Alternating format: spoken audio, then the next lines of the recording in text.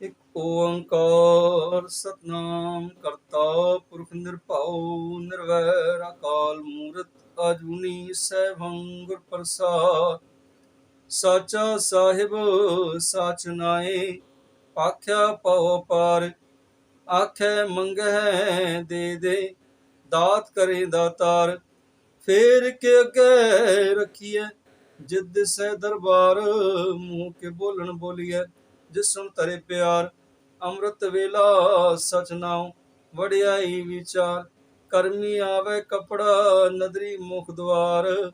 ਨਾਨਕ ਏਵੈ ਜਾਣੀਐ ਸਭ ਆਪੇ ਸਚਿਆਰ। ਨਾਨਕ ਏਵੈ ਜਾਣੀਐ ਸਭ ਆਪੇ ਸਚਿਆਰ। ਵਾਹਿਗੁਰੂ ਜੀ ਕਾ ਖਾਲਸਾ ਵਾਹਿਗੁਰੂ ਜੀ ਕੀ ਫਤਿਹ। ਆਪਾਂ ਚੌਥੀ ਪੌੜੀ ਦਾ ਪਾਠ ਸਰਵਣ ਕੀਤਾ ਹੈ। ਸਤਿਗੁਰੂ ਜੀ ਬੜੀ ਸੁੰਦਰ ਸਾਂਝ ਕਰਦੇ ਨੇ। ਸਾਚਾ ਸਾਹਿਬ ਸਾਚ ਨਾਏ। ਪਾਤਸ਼ਾਹ ਜੀ ਕਹਿੰਦੇ ਸੱਚਾ ਸਾਹਿਬ ਉਹ ਪਰਿਪੂਰਨ ਪ੍ਰਮਾਤਮਾ ਸਭਨਾ ਦਾ ਸਾਹਿਬ ਹੈ ਔਰ ਸੱਚ ਹੈ। ਆਸਾ ਰਾਗ ਦੇ ਅੰਦਰ ਇੱਕ ਥਾਂ ਤੇ ਸਤਿਗੁਰੂ ਜੀ ਬਚਨ ਕਰਦੇ ਨੇ ਸਾਚਾ ਸਾਹਿਬ ਸਾਚੈ ਨਾਏ, ਕਿ ਉਹਦਾ ਨਿਆਂ ਸੱਚਾ ਹੈ ਔਰ ਉਹ ਆਪ ਸੱਚਾ ਹੈ ਔਰ ਸੱਚਾ ਹੀ ਸਾਰਿਆਂ ਦਾ ਖਸਮ ਹੈ ਸੰਸਾਰ ਦੇ ਅੰਦਰ। ਅਸੀਂ ਜਿਤਨੇ ਵੀ ਭਾਵੇਂ ਇਸਤਰੀਆਂ ਹਾਂ ਭਾਵੇਂ ਪੁਰਸ਼ ਹਾਂ ਨਜ਼ਰ ਆ ਰਹੇ ਹਾਂ, ਅਸੀਂ ਸਾਰੇ ਉਸ ਦੀਆਂ ਜੀਵ ਇਸਤਰੀਆਂ ਹਾਂ ਔਰ ਸਾਡਾ ਖਸਮ ਇੱਕੋ ਹੀ ਹੈ। ਠਾਕੁਰ ਏਕ ਸਬਾਈ ਨਾਮ ਨੇ। ਸਾਰਿਆਂ ਦੇ ਖਸਮ ਪਰਿਪੂਰਨ ਪ੍ਰਮਾਤਮਾ ਜੀ ਆਪ ਨੇ, ਆਪ ਸਾਰਿਆਂ ਦੀ ਪ੍ਰਤਪਾਲਨਾ ਕਰਨ ਵਾਲੇ ਨੇ ਤੇ ਜਿਸ ਦੇ ਉੱਤੇ ਬਖਸ਼ਿਸ਼ ਕਰਦੇ ਨੇ ਉਸ ਨੂੰ ਹੀ ਉਹ ਸੱਚਾ ਸਾਹਿਬ ਮਿਲਦਾ ਹੈ, ਉਸ ਨੂੰ ਹੀ ਪ੍ਰਮਾਤਮਾ ਰੂਪੀ ਪਤੀ ਦੀ ਪ੍ਰਾਪਤੀ ਹੁੰਦੀ ਹੈ। ਸਾਚਾ ਸਾਹਿਬ ਸਾਚ ਨਾਏ। ਔਰ ਪ੍ਰਮਾਤਮਾ ਜੀ ਦਾ ਨਿਆਂ ਸੱਚਾ ਹੈ। ਇਹ ਨਹੀਂ ਕਿ ਗਰੀਬ ਲਈ ਨਿਆਂ ਕੁਝ ਹੋਰ ਹੈ ਤੇ ਅਮੀਰ ਲਈ ਨਿਆਂ ਕੁਝ ਹੋਰ ਹੈ, ਰਾਜੇ ਲਈ ਨਿਆਂ ਕੁਝ ਹੋਰ ਹੈ ਤੇ ਕੰਗਾਲ ਲਈ ਨਿਆਂ ਕੁਝ ਹੋਰ ਹੈ।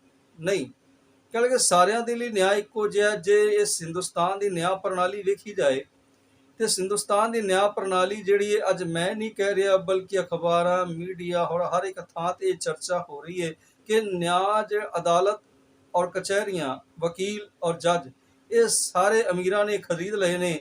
ਅਮੀਰਾਂ ਦਾ ਨਿਆਂ ਤੇ ਹੋ ਜਾਂਦਾ ਹੈ 24 ਘੰਟੇ 'ਚ ਅਪਰਾਧੀ ਉਹਨਾਂ ਦਾ ਪਕੜਿਆ ਜਾਂਦਾ ਹੈ, ਪਰ ਜੇ ਕਿਸੇ ਗਰੀਬ ਦੇ ਨਾਲ ਕੋਈ ਗਲਤ ਕੰਮ ਹੋ ਜਾਏ ਜਾਂ ਗਰੀਬ ਦੀ ਧੀ ਨਾਲ ਗਲਤ ਕੰਮ ਹੋ ਜਾਏ ਤੇ ਪਿਆਰਿਓ ਉਹਦਾ ਅਪਰਾਧੀ ਸਾਲੋਂ ਸਾਲ ਨਹੀਂ ਮਿਲਦਾ, ਕਿਉਂਕਿ ਉਹਦੇ ਕੋਲ ਅਦਾਲਤ ਨੂੰ ਖਰੀਦਣ ਲਈ ਪੈਸਾ ਨਹੀਂ ਹੈ, ਜੱਜ ਖਰੀਦਣ ਲਈ ਪੈਸਾ ਨਹੀਂ ਹੈ, ਵਕੀਲਾਂ ਨੂੰ ਖਰੀਦਣ ਲਈ ਪੈਸਾ ਨਹੀਂ ਹੈ। ਇਸ ਕਰਕੇ ਉਹ ਨਿਆਂ ਕਿੱਥੋਂ ਲਵੇਗਾ? ਅੱਜ ਦੀ ਨਿਆਂ ਪ੍ਰਣਾਲੀ, ਮੈਂ ਨਹੀਂ ਕਹਿ ਰਿਹਾ ਜੱਜ ਵਕੀਲ ਵੱਡੇ ਵੱਡੇ ਜਿਹੜੇ ਸਮਝਦਾਰ ਸਿਆਣੇ ਨੇ ਉਹ ਇਹ ਗੱਲ ਕਹਿੰਦੇ ਨੇ ਕਿ ਅੱਜ ਨਿਆਂ ਪ੍ਰਣਾਲੀ ਸਿਰਫ ਤੇ ਸਿਰਫ ਅਮੀਰਾਂ ਦੀ ਹੱਥਾਂ ਦੀ ਕਠਪੁਤਲੀ ਬਣ ਕੇ ਰਹਿ ਗਿਆ, ਹੋਰ ਕੁਝ ਵੀ ਨਹੀਂ। ਸੱਚਾ ਸਤਿਗੁਰ ਕਹਿੰਦੇ ਸਾਚਾ ਸਾਹਿਬ ਸਾਚ ਨਾਏ, ਕਿ ਉਹ ਪਰਿਪੂਰਨ ਪ੍ਰਮਾਤਮਾ ਜੀ ਦਾ ਨਿਆਂ ਬਿਲਕੁਲ ਸੱਚਾ ਹੈ, ਸੱਚ ਹੈ ਔਰ ਸਾਰਿਆਂ ਲਈ ਇੱਕੋ ਜਿਹਾ ਹੈ।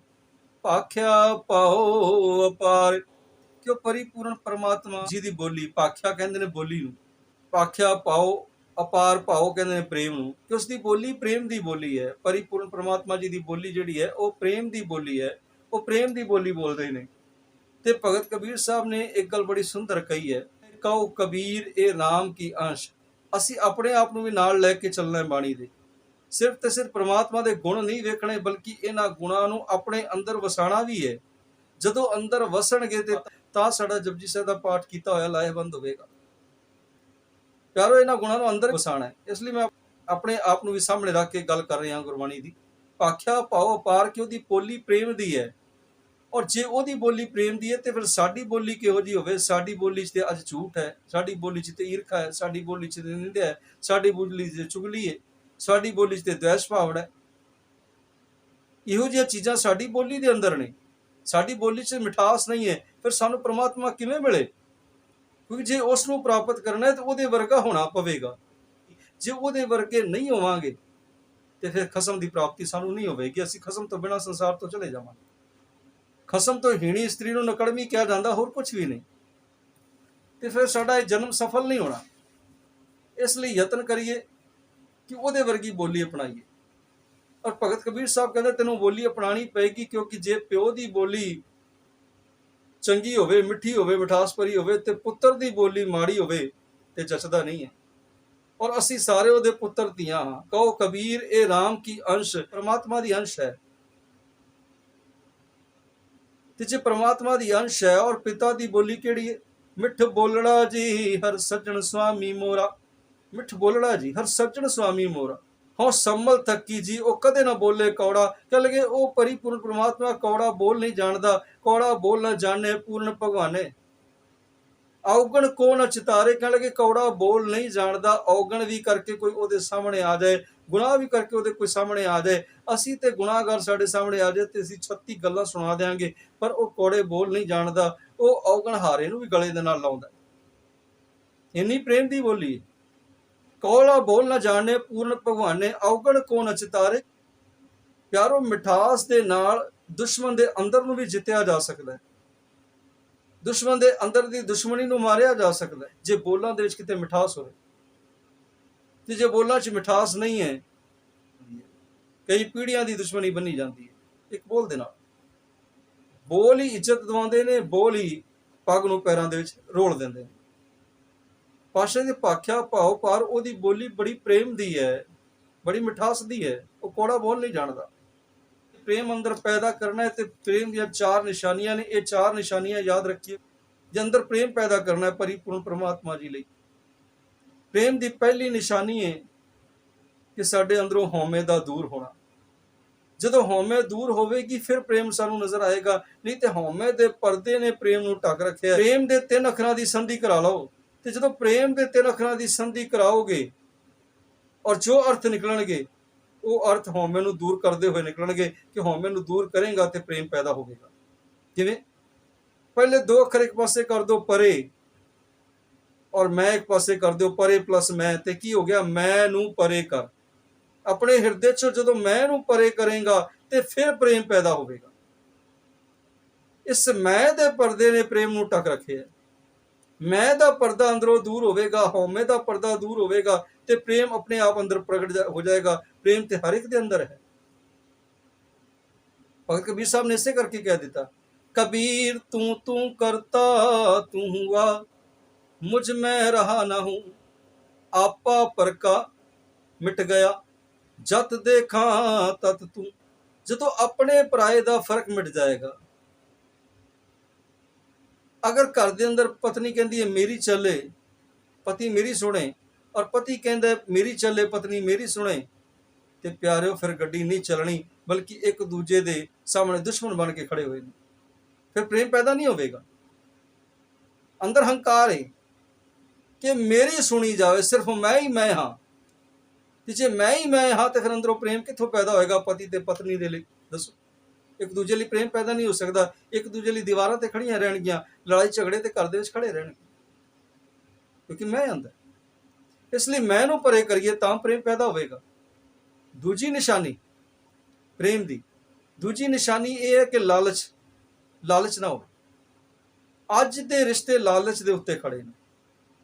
ਇਹ ਮੈਂ ਨਹੀਂ ਕਹਿ ਰਿਹਾ, ਬਲਕਿ ਸਤਿਗੁਰੂ ਜੀ ਦੀ ਬਾਣੀ ਕਹਿ ਰਹੀ ਹੈ, ਪ੍ਰੀਤਮ ਜਾਣ ਲਿਓ ਮਨ ਮਾਹੀ, ਆਪਣੇ ਹੀ ਸੁਖ ਸਿਓ ਸਭ ਫਾਂਦਿਓ, ਕੋ ਕਾਹੂ ਕੋ ਨਾਹੀ।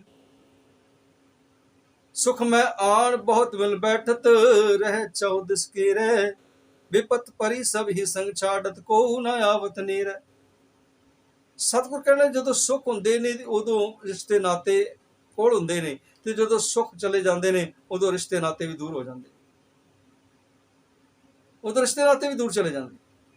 ਰਿਸ਼ਤੇ ਨਾਤੇ ਤੇ ਇਸ ਤਰ੍ਹਾਂ ਦੇ ਨੇ ਕਿ ਸਾਉਣ ਦਾ ਮਹੀਨਾ ਜਦੋਂ ਚੜ੍ਹਦਾ ਹੈ, ਸਾਉਣ ਦੇ ਮਹੀਨੇ ਦੇ ਵਿੱਚ ਮੋਰ ਵੀ ਪਹਿਲਾਂ ਪਾਉਂਦੇ ਨਜ਼ਰ ਆਉਂਦੇ ਨੇ, ਪਰ ਜਦੋਂ ਸਾਉਣ ਦਾ ਮਹੀਨਾ ਚਲਾ ਜਾਏ, ਬਰਸਾਤ ਦਾ ਮਹੀਨਾ ਚਲਾ ਜਾਏ, ਤੇ ਫਿਰ ਮੋਰ ਵੀ ਪਹਿਲਾਂ ਪਾਉਂਦੇ ਨਜ਼ਰ ਨਹੀਂ ਆਉਂਦੇ, ਮੋਰ ਵੀ ਲੁਪਤ ਹੋ ਜਾਂਦੇ।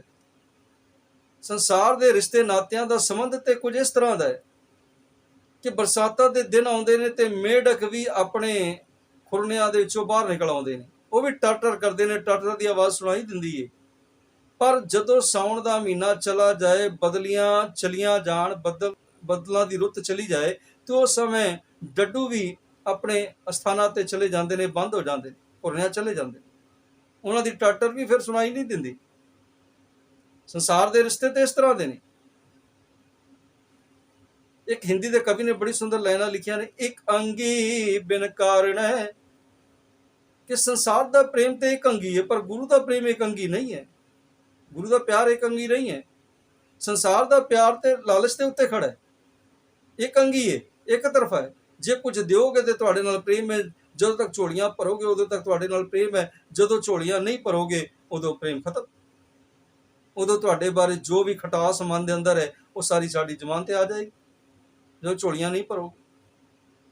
ਸੰਸਾਰ ਦਾ ਪ੍ਰੇਮ ਤੇ ਇੱਥੋਂ ਤੱਕ ਖੜਾ ਹੈ, ਪਰ ਮੇਰੇ ਗੁਰੂ ਦਾ ਪ੍ਰੇਮ ਕਿਹੋ ਜਿਹਾ? ਇੱਕ ਅੰਗੀ ਬਿਨ ਕਾਰਨ ਹੈ ਕਿ ਜੇ ਗੁਰੂ ਨਾਲ ਪ੍ਰੇਮ ਕਰਨਾ ਹੈ ਤੇ ਗੁਰੂ ਦਾ ਪ੍ਰੇਮ ਇੱਕ ਅੰਗੀ ਨਹੀਂ ਹੈ ਬਲਕਿ ਦੋ ਅੰਗੀ ਹੈ। ਭਾਈ ਗੁਰਦਾਸ ਜੀ ਦੀਆਂ ਪੰਕਤੀਆਂ ਪੜ੍ਹਦੇ ਆ, ਚਰਨ ਸ਼ਰਨ ਗੁਰ ਏਕ ਪੈਂਡਾ ਜਾਏ ਚੱਲ, ਸਤਿਗੁਰ ਕੋਟ ਪੈਂਡਾ ਆਗੇ ਹੋਏ ਲੇਤ ਹੈ। ਕਿ ਸਤਿਗੁਰ ਕਰੋਨਾ ਪੈਂਡਾ ਅੱਗੇ ਹੋਏ ਲੈਂਦੇ ਨੇ ਜੇ ਸਿੱਖ ਕਿਤੇ ਇੱਕ ਕਦਮ ਅੱਗੇ ਵਧਾ ਦੇ। ਇੱਕ ਅੰਗੀ ਬਿਨ ਕਾਰਨ ਹੈ, ਇੱਕ ਰਸ ਸਦਾ ਸਮਾਨ। ਸੰਸਾਰ ਦਾ ਪ੍ਰੇਮ ਦੇ ਵਿੱਚ ਉਤਾਰ ਚੜਾ ਆ ਜਾਂਦਾ ਹੈ। ਮਾਇਆ ਹੈ ਤੇ ਪ੍ਰੇਮ ਹੈ, ਮਾਇਆ ਨਹੀਂ ਹੈ ਤੇ ਪ੍ਰੇਮ ਨਹੀਂ ਹੈ। ਪਰ ਗੁਰੂ ਦੇ ਪ੍ਰੇਮ ਦੇ ਵਿੱਚ ਉਤਾਰ ਚੜਾ ਨਹੀਂ ਹੈ। ਗੁਰੂ ਦਾ ਪ੍ਰੇਮ ਇੱਕ ਰਸ ਸਦਾ ਸਮਾਨ, ਇਕੱਲੇ ਇੱਕ ਰਸ ਹੈ ਗੁਰੂ ਦਾ ਪ੍ਰੇਮ, ਲਾਲਚ ਤੇ ਨਹੀਂ ਖੜਾ। ਅੱਜ ਦਾ ਪ੍ਰੇਮ ਬਹੁਤਾ ਲਾਲਚ ਦੇ ਉੱਤੇ ਖੜਾ ਹੈ। ਤੇ ਜੇ ਸੱਚਾ ਪ੍ਰੇਮ ਕਰਨਾ ਤੇ ਲਾਲਚ ਨਾ ਹੋਵੇ, ਜੋ ਕੁਝ ਮਿਲ ਗਿਆ ਸ਼ੁਕਰ ਕਰੀਏ ਉਹਦੀ ਰਜ਼ਾ ਦੇ, ਉਹਦੇ ਭਾਣੇ ਦੇ ਸ਼ੁਕਰ ਕਰੀਏ। ਇਹ ਤੀਸਰੀ ਨਿਸ਼ਾਨੀ ਪ੍ਰੇਮ ਦੀ ਕਿ ਲੁਕਾ ਛੁਪਾ ਨਾ ਹੋਵੇ ਆਪਣੇ ਪਿਆਰੇ ਤੋਂ। ਹੁਣ ਪਿਆਰਿਓ, ਪਤਨੀ ਰੋਜ਼ਾਨਾ ਗੁਰਦੁਆਰੇ ਜਾਂਦੀ ਹੈ, ਰੋਜ਼ਾਨਾ ਸੇਵਾ ਕਰਦੀ ਹੈ, ਰੋਜ਼ਾਨਾ ਸਿਮਰਨ ਕਰਦੀ ਹੈ, ਰੋਜ਼ਾਨਾ ਸਾਧਨਾ ਕਰਦੀ ਹੈ, ਪਤੀ ਵੀ ਸੇਵਾ ਕਰਦਾ, ਸਿਮਰਨ ਕਰਦਾ,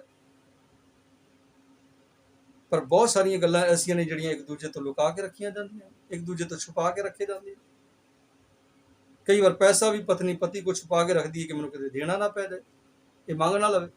ते जेड़ी स्त्री लुका रख रही है या जेड़ा पति लुका रख रहा है, समझ लेना उन्हां च प्रेम पैदा नहीं होया, उन्हां च लुका छुपा है। ते जदों प्यारे नाल प्रेम पै जाए फिर लुका छुपा नहीं रहे। तीसरी निशानी।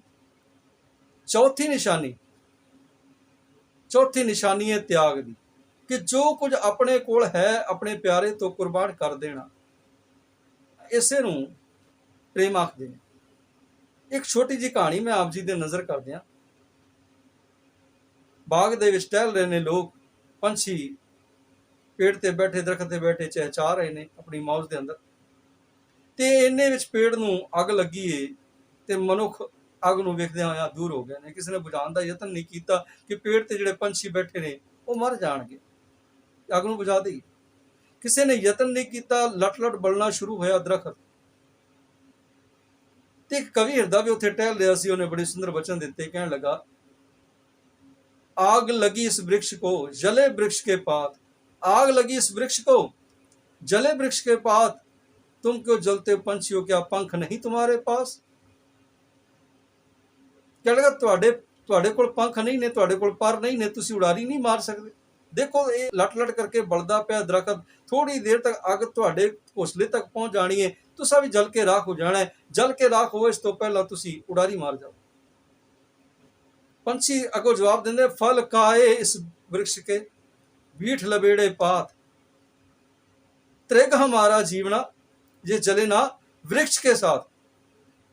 किसी वृक्ष दे नाल सड़ जाइए तां साडा प्रेम तोड़ चढ़दा है। वो कहता क्यों, कि इस दरख्त ने तुहाडे नाल प्रेम कीता। कहने लगा हाँ।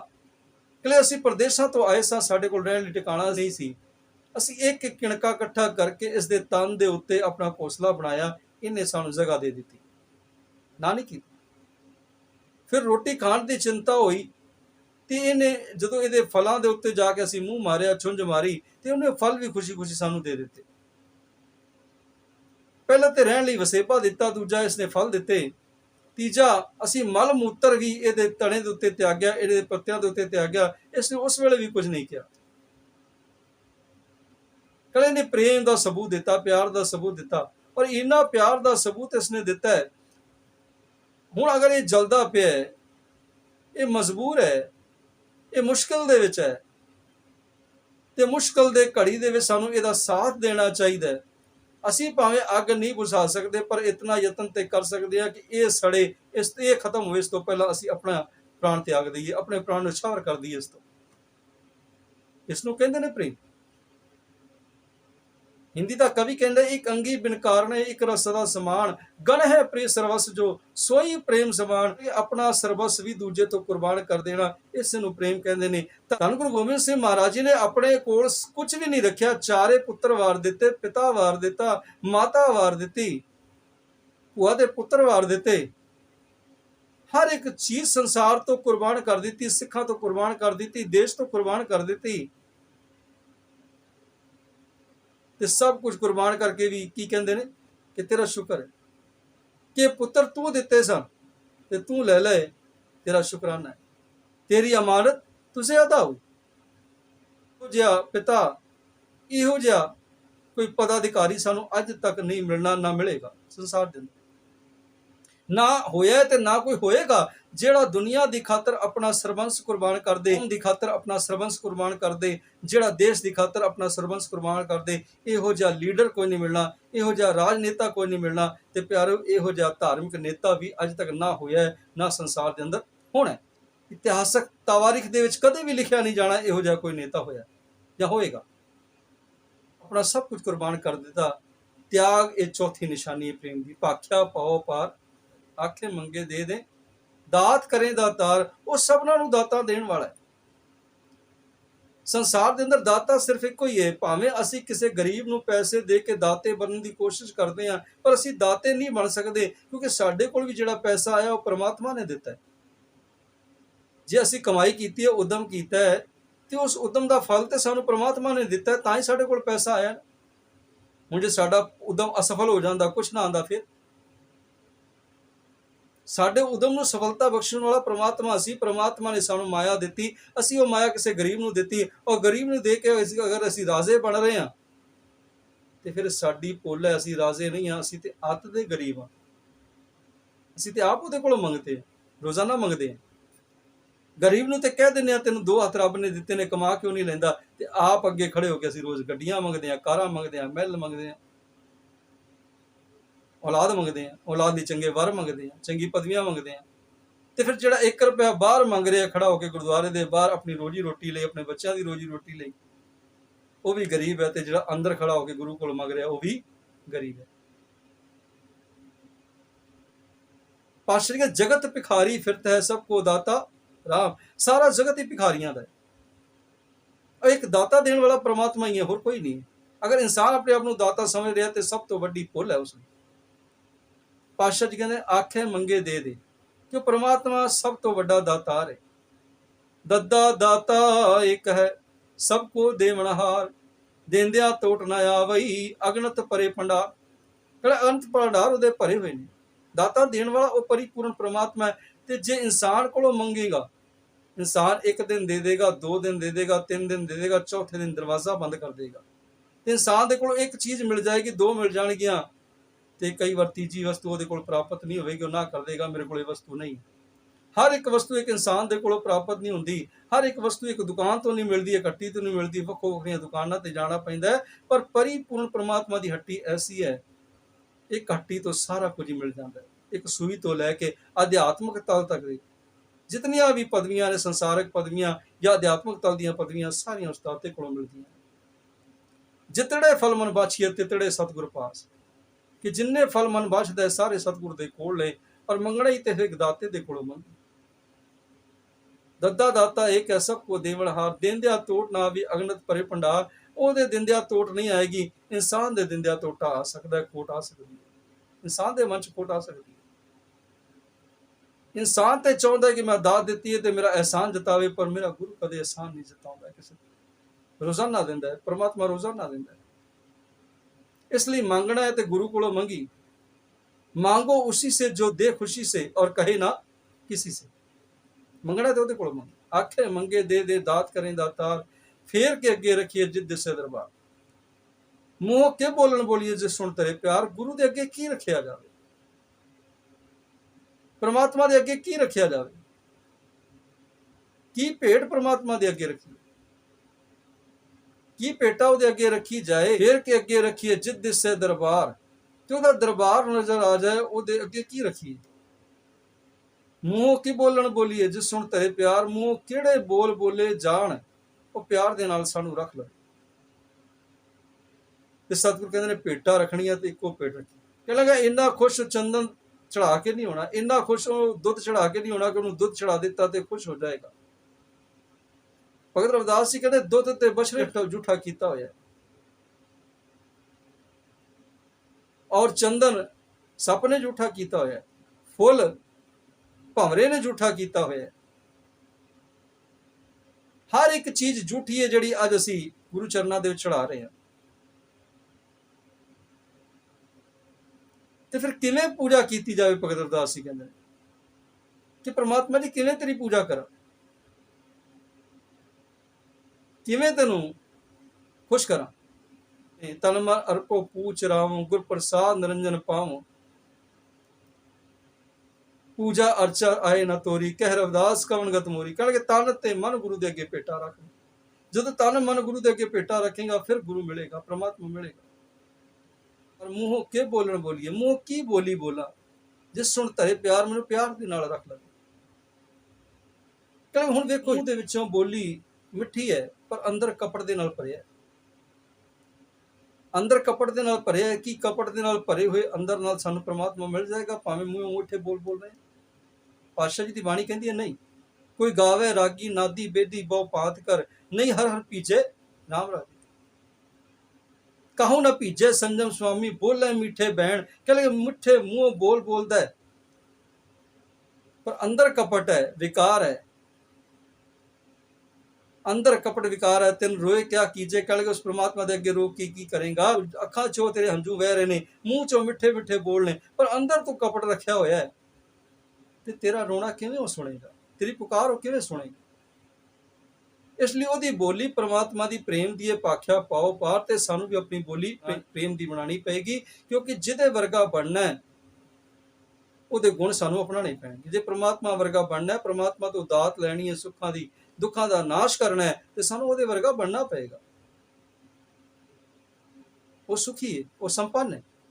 ਜੇ ਅਸੀਂ ਵੀ ਸੁਖੀ ਸੰਪੰਨ ਹੋਣੇ ਚਾਹੁੰਦੇ ਹਾਂ ਤੇ ਸਾਨੂੰ ਪ੍ਰਮਾਤਮਾ ਵਰਗਾ ਬਣਨਾ ਪਏਗਾ। ਅੰਮ੍ਰਿਤ ਵੇਲਾ ਸਚ ਨਾਉ ਵਡਿਆਈ ਵਿਚਾਰ। ਅੰਮ੍ਰਿਤ ਵੇਲਾ ਕੀ ਹੈ? ਇੱਕ ਅੰਮ੍ਰਿਤ ਵੇਲਾ ਕੁਦਰਤ ਨੇ ਦਿੱਤਾ।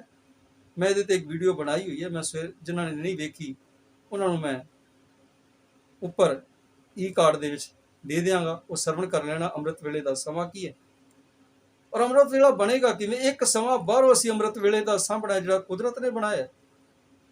ਜਦੋਂ ਪੰਛੀ ਆਲ੍ਹਿਆਂ ਵਿੱਚੋਂ ਨਿਕਲ ਜਾਂਦੇ ਨੇ 3 ਵਜੇ ਦਾ, 4 ਪੈਰ ਨੇ ਤੇ ਚੌਥਾ ਪੈਰ ਅੰਮ੍ਰਿਤ ਵੇਲੇ ਦਾ ਜਿਹੜਾ 3 ਤੋਂ ਲੈ ਕੇ 6 ਤੱਕ ਆਰੰਭ ਹੁੰਦਾ ਹੈ। ਕਿਉਂਕਿ ਬਾਹਰੋਂ ਅੰਮ੍ਰਿਤ ਵੇਲਾ ਜਦੋਂ ਸਾਂਭਾਂਗੇ ਅੰਦਰ ਅੰਮ੍ਰਿਤ ਦੀ ਧਾਰ ਅੰਦਰ ਜਾਏਗੀ।